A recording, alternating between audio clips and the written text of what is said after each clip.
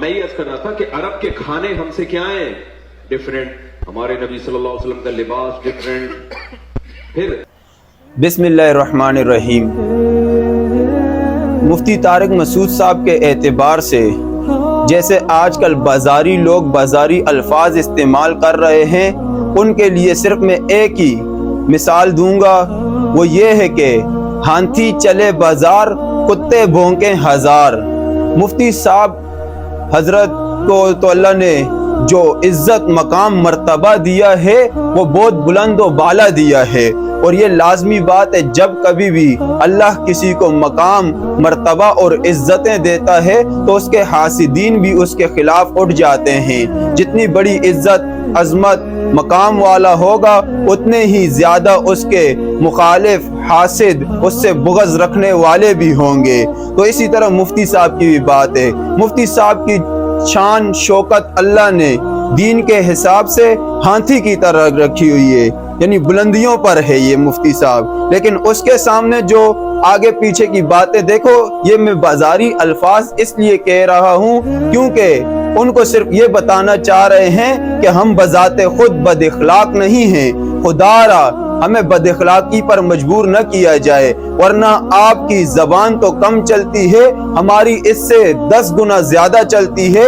لیکن ہم نے پھر بھی آپ کو یہی مثال دی کہ ہاتھی چلے بازار کتے بھونکیں ہزار. اور نفت العرب کے اندر ایک عنوان دیا ہوا ہے, لا تتقی من نباح القلب الا من کثرت الخبث, کہ آپ کو کتے کے بھونکنے سے کوئی چیز نہیں ڈرا سکتی, اور کتے کی زیادہ بھونکنے کا دلالت جو کرنا ہے وہ اس چیز پر ہے من کثرت الخبث, کہ وہ زیادہ روٹی مانگ رہا ہے. یہ جو آج مفتی صاحب پر اس طرح بازاری الفاظ سے اپنے نظریے کو پیش کرتے ہیں اور بری بری باتیں اور برے برے الفاظ سے پکارتے ہیں, تو ان سے میں کہنا چاہتا ہوں, اور یہ ان کے لیے تنبیہ ہے, واللہ تم سے زیادہ یقین مانے کہ ہمیں یہ بازاری الفاظ آتے ہیں. لیکن کیا کہا پہلے بھی کہ ہم بذات خود بد اخلاق نہیں, خدا را ہمیں بد اخلاقی پر مجبور نہ کیا جائے. اپنی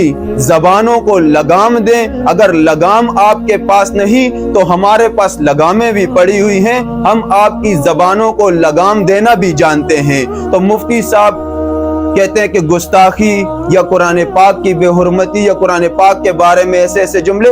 دیکھیں انسان جو ہے معصومین جو تھے وہ پیغمبر علیہ السلام انبیاء کرام تھے, تو مفتی صاحب جو ہے یہ نہ اللہ نہ کرے نہ نبیوں میں سے ہیں نہ صحابہ میں سے ہیں. اور مفتی صاحب کو آپ حضرت ابوبکر صدیق, حضرت عمر فاروق, حضرت عثمان غنی, حضرت علی رضی اللہ تعالی عنہم کے ساتھ نہ تولیں.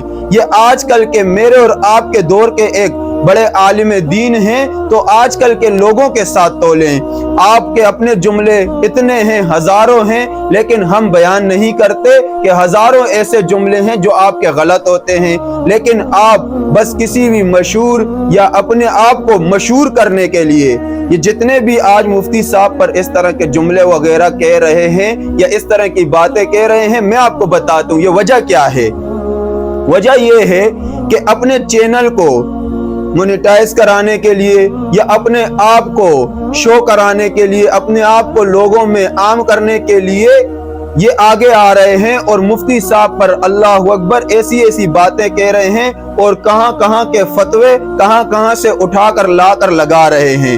تو ان سے میں کہنا چاہتا ہوں, دیکھو 2 دن کی شہرت کے لیے وہ زبان استعمال نہ کرو, وہ الفاظ نہ نکالو اپنی زبانوں سے کہ کل قیامت کے دن جو الفاظ آپ ثابت نہ کر سکو تو اللہ اور اس کے رسول اور علماء کے سامنے آپ رسوا ہو جاؤ, آپ کے پاس جواب نہ ہو.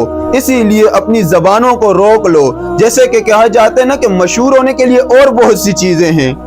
آپ اگر مشہور ہونا چاہتے ہو تو میں آپ کو طریقہ بتاتا ہوں, آپ مفتی صاحب کا سہارا نہ لو, آپ غلط سہارا نہ لو. مفتی صاحب کا سہارا لے کے آپ مشہور ہونا چاہ رہے ہو, میں آپ کو مشورہ دیتا ہوں اگر مشہور ہونا چاہتے ہو تو یوں کر لو, تو آپ جاؤ یوں مشہور ہو جاؤ. किसी इंसान के पीछे लगकर और फिर आलिम दीन के पीछे और फिर मुफ्ती साहब जैसे, मुफ्ती तारिक मसूद साहब जैसे जय्यद आलिम के पीछे जो हजारों लोगों की रहनुमाई करता है, हजारों लोग उसकी वजह से राह रास्त पे आ गए, हजारों लोगों को अल्लाह ने दीन पे लाया, हजारों लोगों को अल्लाह रब्बुल इज्जत ने हिदायत दी है। आप उसके खिलाफ इस तरह प्रोपेगंडे कर रहे हैं और इस तरह की उसकी बातें उछाल रहे हैं कि कोई कुफ्र का फतवा लगा रहा है, अल्लाह माफ करे, कोई किस तरह का फतवा, कोई किस तरह का। अपनी जबानों को लगाम दो।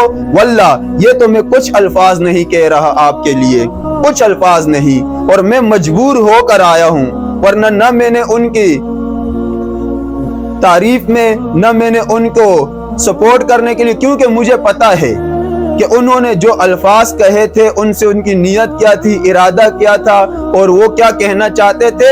इंसान है, हल्की पुल्की बातों में आगे पीछे हेर फेर हो जाती है। गुस्ताख उसे कहा जाता है जिसके दिल में भी उस अल्फाजों की हकीकत भी हो और उसको उसी तरह जानते हुए वो कहे तो उसको गुस्ताख कहा जाता है। खुदारा आपसे हाथ जोड़कर मैं ये इल्तिजा करता हूँ कि इस तरह के इख्तिलाफात और इस तरह के प्रोपेगंडों से अपने आप को बचाएं, महफूज रखें और अवामुन्नास ऐसे लोगों से दूर रहे। और उलमा से मेरी दरख्वास्त है कि अपनी अपनी मसाजिद के अंदर जाकर ये मेहनत करें और इमाम साहब जितने भी हैं वो ये मेहनत करें ताकि सारे लोग इस चीज को समझ जाएं और इस तरह बातिल लोगों से बच जाएं। अभी अजान भी हो रही है। अल्लाह रब्बुल इज्जत हमारा हामी और नासिर हो और हमें सही समझ अता फरमाए दीन की। अस्सलामु अलैकुम व रहमतुल्लाहि व बरकातुहू।